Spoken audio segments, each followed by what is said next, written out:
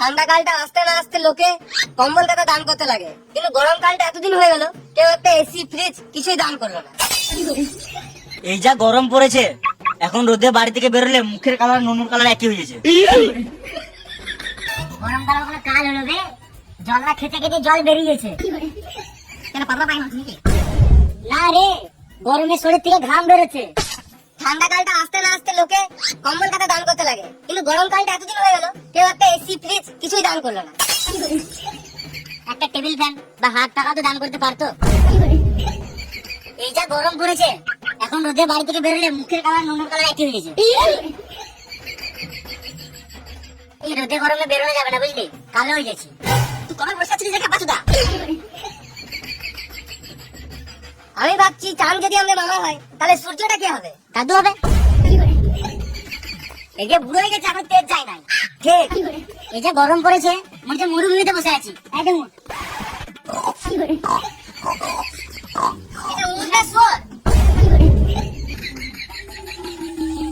Sweater sweater sweater, একবারে জলের দামে পেয়ে যাবে সোয়েটার।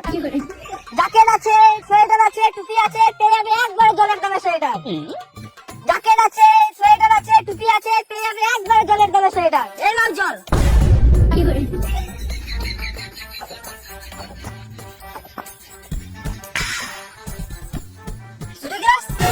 তো আর কি দেবো?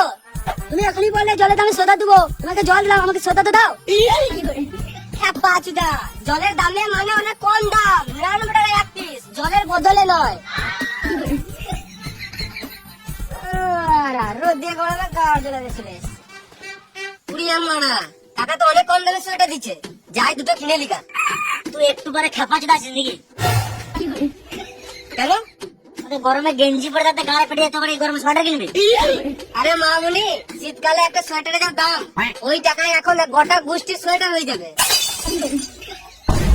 ও কাকা, সোয়েটার দাম কত? 99 টাকায় এক পিস। দুটো নেবো, 35 টাকা দেবো।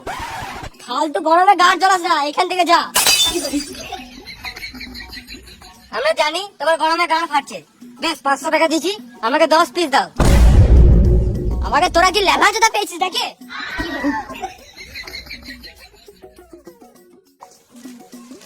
সোয়েটারে চুল